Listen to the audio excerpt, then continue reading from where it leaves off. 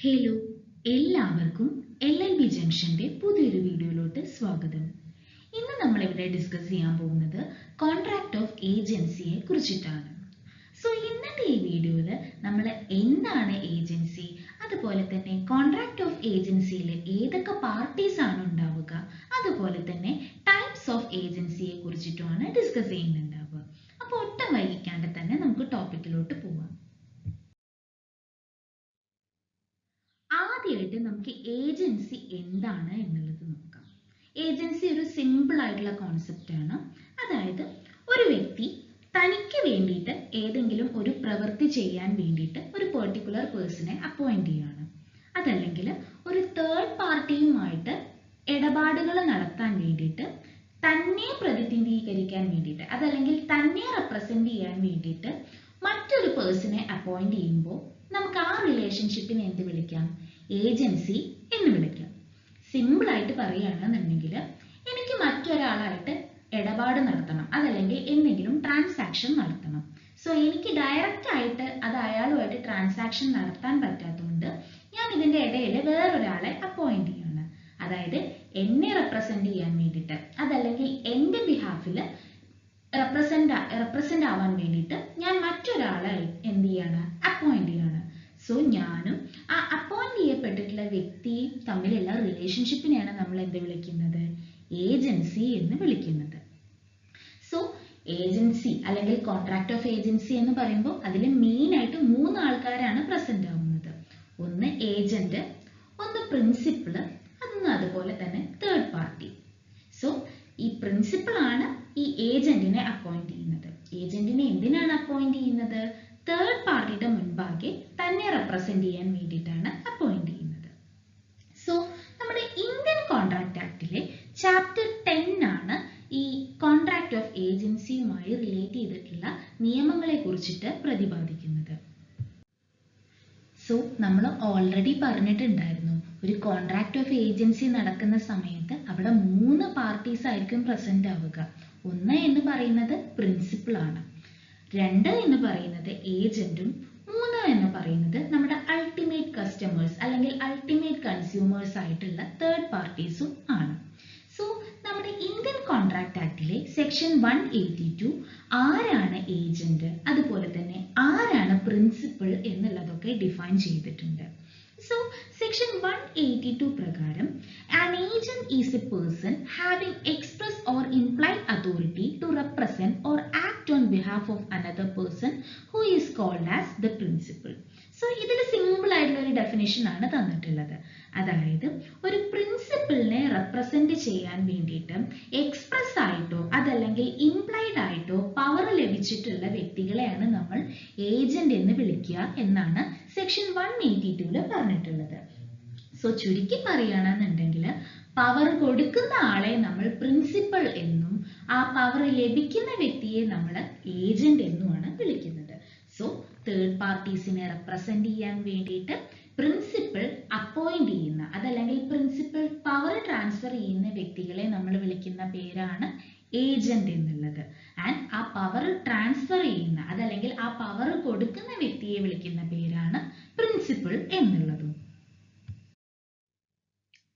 ഇനി നമുക്ക് section 183 of Indian contract ആക്ടിൽ എന്താണ് പറഞ്ഞിട്ടുള്ളത് എന്ന് നോക്കാം. സെക്ഷൻ 183 ആർക്കൊക്കെ പ്രിൻസിപ്പൽ ആവാം എന്നുള്ളതിനെ കുറിച്ചിട്ടാണ് പറഞ്ഞിട്ടുള്ളത്. ദാറ്റ് ഈസ്, ആരാണ് ഒരു പ്രിൻസിപ്പൽ ആവാൻ എലിജിബിൾ ആയിട്ടുള്ള വ്യക്തി എന്നുള്ളതാണ് ഈ സെക്ഷനിൽ പറഞ്ഞിട്ടുള്ളത്. As per this section, any person who is of the age of majority according to the law to which he is subject and who is of sound mind may employ an agent.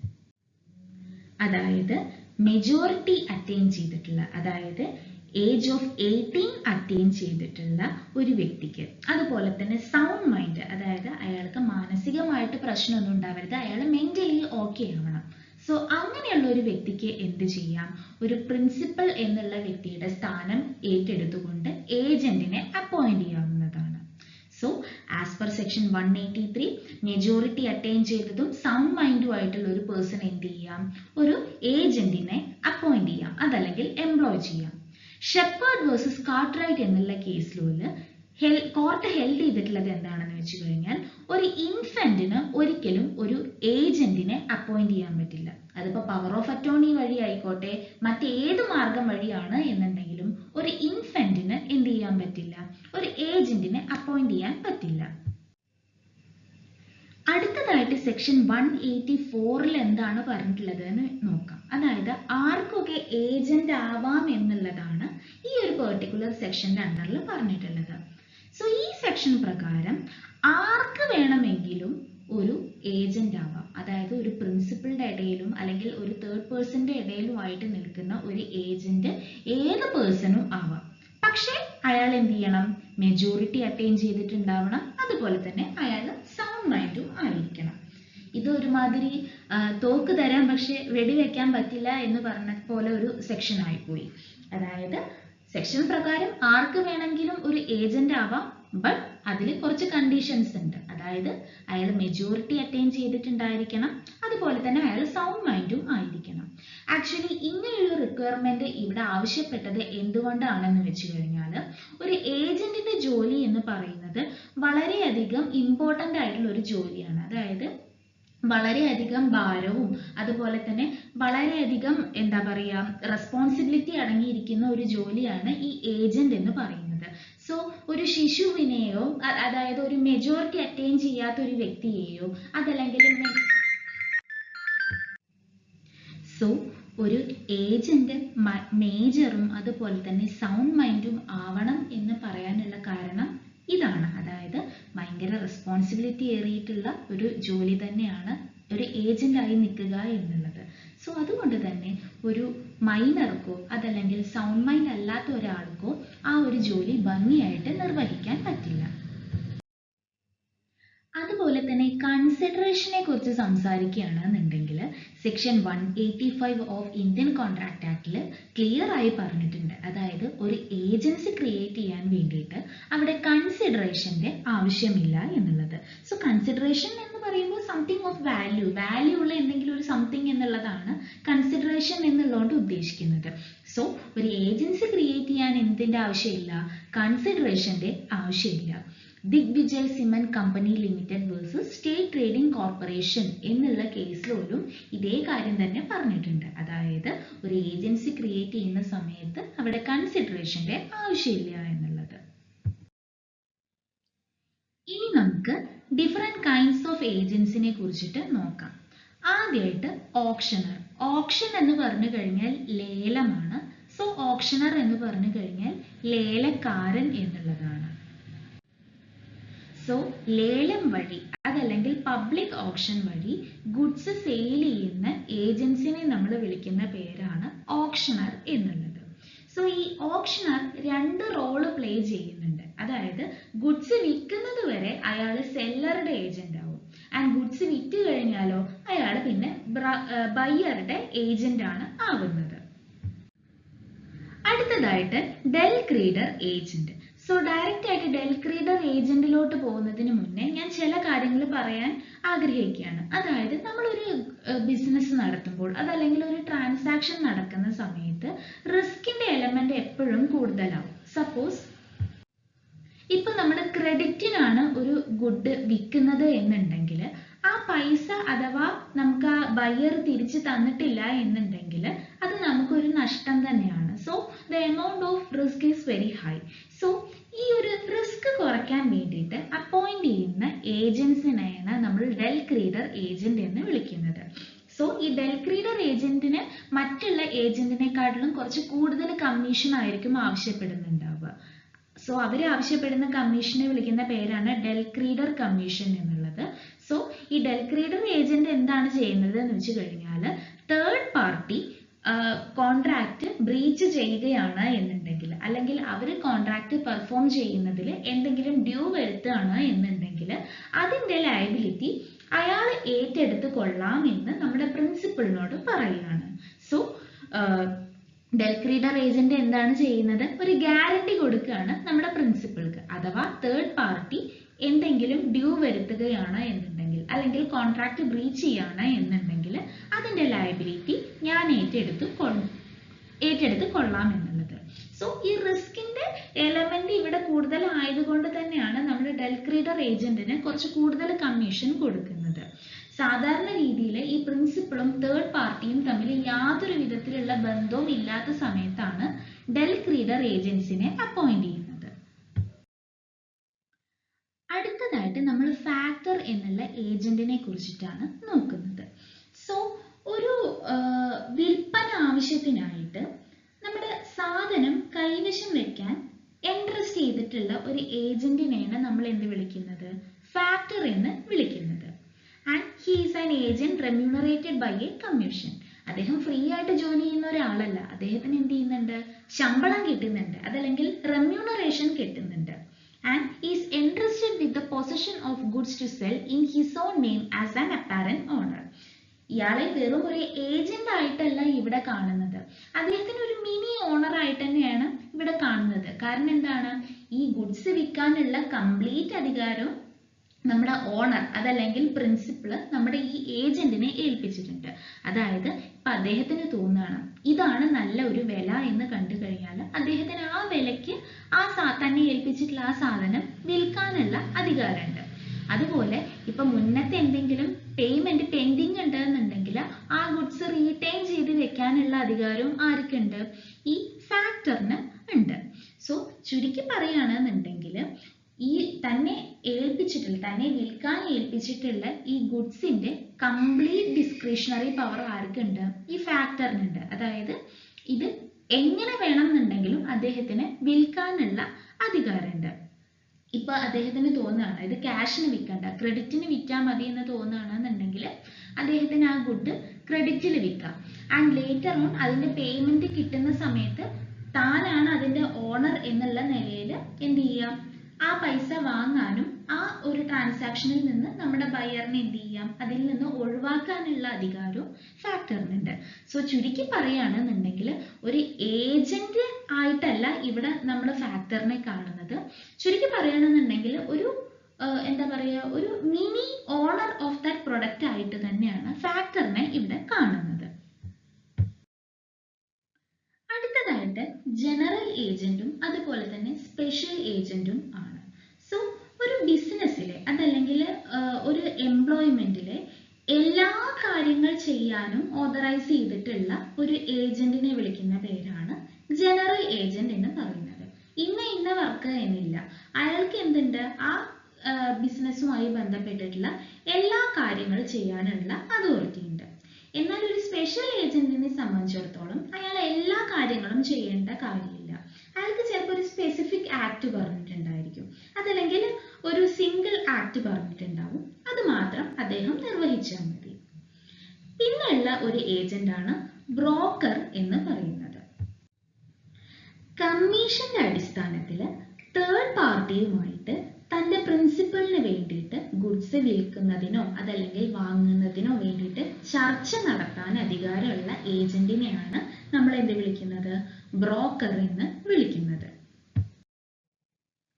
ഇനി നമുക്ക് sub ഏജന്റിനെ കുറിച്ചിട്ട് നോക്കാം. ഏജന്റിനെയാണ് നമ്മൾ എന്ത് വിളിക്കുന്നത്? Sub agent എന്ന് വിളിക്കുന്നത്. Section 191 of Indian contract ആക്ടിന്റെ അണ്ടറിലാണ് സബ് ഏജന്റ് ആരാണ് എന്നുള്ളത് ഡിഫൈൻ ചെയ്തിട്ടുള്ളത്.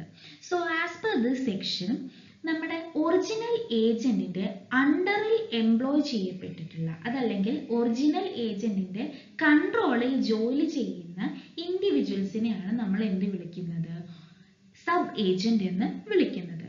സോ ഒരു ഏജൻസി ബിസിനസ്സിൽ വർക്ക് ചെയ്തുകൊണ്ടിരിക്കുന്ന ഒറിജിനൽ ഏജന്റിന്റെ താഴെ വർക്ക് ചെയ്യുന്ന അതല്ലെങ്കിൽ ഒറിജിനൽ ഏജന്റിന്റെ കൺട്രോളിൽ വർക്ക് ചെയ്യുന്ന ഇൻഡിവിജ്വൽസിനെ വിളിക്കുന്ന പേരാണ് സബ് ഏജന്റ് എന്ന് വിളിക്കുന്നത്. ഈ സബ് ഏജൻസിനെ നമുക്ക് രണ്ട് രീതിയിൽ അപ്പോയിന്റ് ചെയ്യാം. ഒന്ന് പ്രോപ്പർലി അപ്പോയിന്റ് ചെയ്യാം, അതുപോലെ തന്നെ ഇംപ്രോപ്പർലിയും അപ്പോയിന്റ് ചെയ്യാം. സോ സെക്ഷൻ 192ലാണ് പ്രോപ്പർലി അപ്പോയിന്റ് ചെയ്യുന്നതിനെ കുറിച്ച് പറയുന്നത്. പ്രോപ്പർലി അപ്പോയിന്റ് ചെയ്യുക എന്നുള്ളതുകൊണ്ട് ഉദ്ദേശിക്കുന്നത് ഇതാണ്. സോ നമ്മുടെ ഏജന്റിന് ഇപ്പോ ഒരു സബ് ഏജന്റിനെ അപ്പോയിന്റ് ചെയ്യാൻ അധികാരമുണ്ട് എന്നുണ്ടെങ്കിൽ ആ അധികാരത്തോട് കൂടിയിട്ട് അപ്പോയിന്റ് ചെയ്യുന്നതിനെയാണ് നമ്മൾ പ്രോപ്പർലി അപ്പോയിന്റഡ് എന്ന് കൊണ്ട് പറയുന്നത്.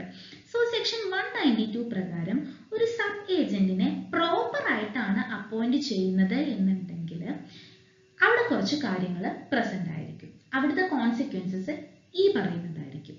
ഒന്ന് എന്ന് പറയുന്നത് the principal is liable for third parties for the acts of sub agent. അതായത് സബ് ഏജന്റിന്റെ പ്രവൃത്തിക്ക് നമ്മുടെ പ്രിൻസിപ്പള് തേർഡ് പാർട്ടീസിനോട് ബാധ്യസ്ഥരായിരിക്കും.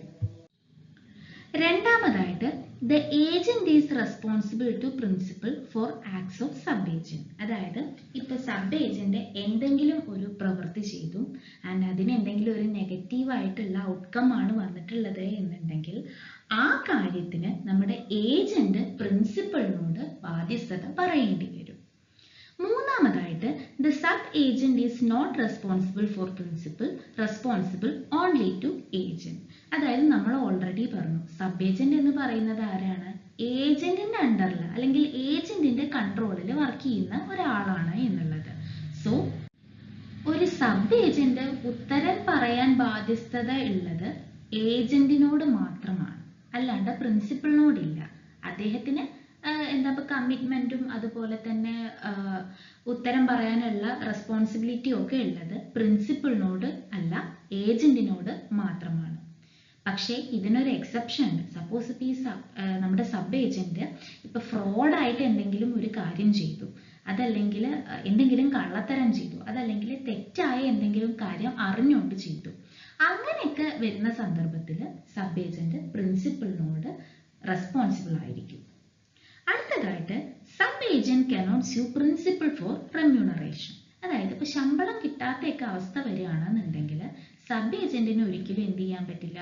പ്രിൻസിപ്പളിനെ എതിരായിട്ട് കേസ് കൊടുക്കാൻ പറ്റില്ല. കാരണം അദ്ദേഹവും ഒറിജിനൽ ഏജന്റുമായിട്ടാണ് റിലേഷൻഷിപ്പ് എക്സിസ്റ്റ് ചെയ്യുന്നത്. അടുത്തതായിട്ട് സെക്ഷൻ 193 എന്താണ് പറഞ്ഞിട്ടുള്ളത് നോക്കാം. സെക്ഷൻ 193 ഇംപ്രോപ്പർ ആയിട്ട് സബ് ഏജന്റിനെ അപ്പോയിന്റ് ചെയ്യുന്നതിനെ കുറിച്ചിട്ടാണ് പറഞ്ഞിട്ടുള്ളത്. അതായത് ഇപ്പൊ നമ്മുടെ ഒറിജിനൽ ഏജന്റിന് അധികാരം ഇല്ല ഒരു സബ് ഏജന്റിനെ അപ്പോയിന്റ് ചെയ്യാൻ, എന്നിട്ടും അയാൾ ഒരു സബ് ഏജന്റിനെ അപ്പോയിന്റ് ചെയ്യുകയാണെന്നുണ്ടെങ്കിൽ അവിടെ എന്തൊക്കെ കോൺസിക്വൻസസ് വരും എന്നുള്ളതാണ് സെക്ഷൻ 193 പറഞ്ഞിട്ടുള്ളത്. സോ ആദ്യമായിട്ട് the principal is not liable to third parties for the acts of sub agent. അതായത് സബ് ഏജന്റ് ചെയ്തിട്ടുള്ള ഒരു പ്രവൃത്തിക്കും നമ്മുടെ പ്രിൻസിപ്പള് തേർഡ് പാർട്ടീസിനോട് ഉത്തരവാദിത്തം പറയേണ്ട ആവശ്യമില്ല.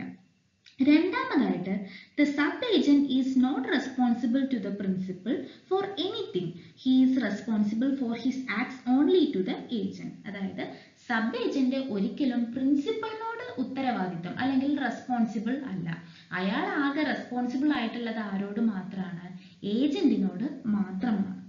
മൂന്നാമതായിട്ട് the agent is responsible to the principal as well as to the third parties for the acts of sub agent. ഈ sub agent എന്തെങ്കിലും ഒരു കാര്യം ചെയ്തു കഴിഞ്ഞാൽ അതിന് ഒരേപോലെ നമ്മുടെ ഏജന്റ് പ്രിൻസിപ്പളിനോടും അതുപോലെ തന്നെ തേർഡ് പാർട്ടീസിനോടും റെസ്പോൺസിബിളും ആവും. ഈ കാര്യങ്ങളാണ് ഇംപ്രോപ്പർ ആയിട്ട് ഒരു സബ് ഏജന്റിനെ അപ്പോയിന്റ് ചെയ്തു കഴിഞ്ഞാൽ അവിടെ ഉണ്ടാവാൻ പോകുന്ന കോൺസിക്വൻസസ് എന്ന് പറയുന്നത്. അടുത്തതായിട്ട് നമ്മൾ സബ്സ്റ്റിറ്റ്യൂട്ടഡ് ഏജന്റിനെ കുറിച്ചിട്ടാണ് നോക്കാൻ പോകുന്നത്. സബ്സ്റ്റിറ്റ്യൂട്ടഡ് ഏജന്റിനെ കുറിച്ച് പറഞ്ഞിട്ടുള്ളത് സെക്ഷൻ 194 ഓഫ് ഇന്ത്യൻ കോൺട്രാക്ട് ആക്ടിന്റെ അണ്ടറിലാണ്. So as per this section നമ്മുടെ പ്രിൻസിപ്പളുടെ പൂർണ്ണ സമ്മതത്തോടു കൂടെയും കംപ്ലീറ്റ് അറിവോടുകൂടെയും നമ്മുടെ ഒറിജിനൽ ഏജന്റ് ഒരു ജോലി ചെയ്യാൻ വേണ്ടിയിട്ട്, അതായത് നമ്മുടെ ഏജൻസി ബിസിനസ്സിലെ ഒരു ഭാഗം പെർഫോം ചെയ്യാൻ വേണ്ടിയിട്ട് അപ്പോയിന്റ് ചെയ്യുന്ന വ്യക്തികളെയാണ് നമ്മൾ എന്ത് വിളിക്കുന്നത്? സബ്സ്റ്റിറ്റ്യൂട്ടഡ് ഏജന്റ് എന്ന് വിളിക്കുന്നത്. സോ നമ്മുടെ പ്രിൻസിപ്പളുടെ കംപ്ലീറ്റ് നോളജോടുകൂടെയും അറിവോടുകൂടെയും ഒറിജിനൽ ഏജന്റ് നമ്മുടെ ഏജൻസി ബിസിനസ്സിലെ ഒരു പാർട്ട് പെർഫോം ചെയ്യാൻ വേണ്ടിയിട്ട് അപ്പോയിന്റ് ചെയ്യുന്ന ഒരാളെയാണ് നമ്മൾ എന്ത് വിളിക്കുന്നത്? സബ്സ്റ്റിറ്റ്യൂട്ടഡ് ഏജന്റ് എന്ന് വിളിക്കുന്നത്. സോ ഒരു സബ്സ്റ്റിറ്റ്യൂട്ടഡ് ഏജന്റിനെ അപ്പോയിന്റ് ചെയ്യുന്നതിന് മുൻപായിട്ട് അവിടെ 2 കണ്ടീഷൻസ് സാറ്റിസ്ഫൈ ചെയ്യേണ്ടതായിട്ടുണ്ട്. ഒന്ന് എന്ന് പറയുന്നത് നമ്മുടെ പ്രിൻസിപ്പൽ എന്ത് ചെയ്തിട്ടുണ്ടായിരിക്കണം? ഏജന്റിന് ഒരു പവർ കൺഫർ ചെയ്തിട്ടുണ്ടായിരിക്കണം. അതായത് നിങ്ങൾ ഒരു സബ്സ്റ്റിറ്റ്യൂട്ടഡ് ഏജന്റിനെ അപ്പോയിന്റ് ചെയ്തോളൂ, അതിനുള്ള പവർ നിങ്ങൾക്ക് തന്നിട്ടുണ്ട് എന്ന് അങ്ങനെ ഒരു പവർ എന്ത് ചെയ്തിട്ടുണ്ടായിരിക്കണം? എക്സ്പ്രസ്ലിയോ അതല്ലെങ്കിൽ ഇംപ്ലൈഡ്ലിയോ നമ്മുടെ പ്രിൻസിപ്പൽ നമ്മുടെ ഒറിജിനൽ ഏജന്റിന് കൺഫർ ചെയ്തിട്ടുണ്ടായിരിക്കണം. രണ്ടാമതായിട്ട് ചെയ്യുന്നതിൻ്റെ ഭാഗമായിട്ട്, അതല്ലെങ്കിൽ തന്നെ ഏൽപ്പിച്ചിട്ടുള്ള ഒരു ജോലി ചെയ്യുന്നതിൻ്റെ ഭാഗമായിട്ട് ഒറിജിനൽ ഏജന്റ് എന്ത് ചെയ്തിട്ടുണ്ടായിരിക്കണം, ആ ഒരു കാര്യം ചെയ്യാൻ ഒരു സബ്സ്റ്റിറ്റ്യൂട്ടഡ് ഏജന്റിനെ ഡെസിഗ്നേറ്റ് ചെയ്തിട്ടുണ്ടായിരിക്കണം. സോ ചുരുക്കി പറയുകയാണെന്നുണ്ടെങ്കിൽ നമ്മുടെ പ്രിൻസിപ്പളുടെ അറിവോടുകൂടെയും സമ്മതത്തോടു കൂടെയും ഒറിജിനൽ ഏജന്റ് ഏജൻസി ബിസിനസ്സിലെ ഒരു കാര്യം ചെയ്യാൻ വേണ്ടി അപ്പോയിന്റ് ചെയ്യുന്ന ആളാണ് സബ്സ്റ്റിറ്റ്യൂട്ടഡ് ഏജന്റ്. ഈ സബ്സ്റ്റിറ്റ്യൂട്ടഡ് ഏജന്റിനെ അപ്പോയിന്റ് ചെയ്യുന്ന സമയത്ത് അവിടെ സാറ്റിസ്ഫൈ ചെയ്യേണ്ട രണ്ട് കാര്യങ്ങൾ എന്ന് പറയുന്നത് ഇതാണ്. ഒന്ന് എന്ന് പറഞ്ഞു കഴിഞ്ഞാൽ അയാൾക്ക് അങ്ങനെ ഒരു, അതായത് ഈ ഒറിജിനൽ ഏജന്റിന് ഒരു സബ്സ്റ്റിറ്റ്യൂട്ടഡ് ഏജന്റിനെ സെലക്ട് ചെയ്യാനുള്ള പവർ നമ്മുടെ പ്രിൻസിപ്പളുടെ കയ്യിൽ നിന്ന് എക്സ്പ്രസ് ആയിട്ടോ ഇംപ്ലൈഡ് ആയിട്ടോ ലഭിച്ചിട്ടുണ്ടായിരിക്കണം. രണ്ടാമതായിട്ട് ഈ ഒരു പവർ പെർഫോം ചെയ്യുന്നതിന്റെ ഭാഗമായിട്ട് അദ്ദേഹം എന്ത് ചെയ്തിട്ടുണ്ടായിരിക്കണം, ഒരു പേഴ്സണെ അതേ സ്ഥാനത്തോട്ട് ഡെസിഗ്നേറ്റ് ചെയ്തിട്ടുണ്ടായിരിക്കണം. ഇന്നത്തെ ഈ വീഡിയോ നിങ്ങൾക്ക് എഫക്റ്റീവായി തോന്നിയെങ്കിൽ വീഡിയോ ലൈക്ക് ചെയ്യാനും ഷെയർ ചെയ്യാനും മറക്കരുത്. അതുപോലെ ചാനൽ ഇതുവരെ സബ്സ്ക്രൈബ് ചെയ്യാത്തവർ ചാനൽ സബ്സ്ക്രൈബ് ചെയ്യാനും മറക്കരുത്. So thank you for watching the video.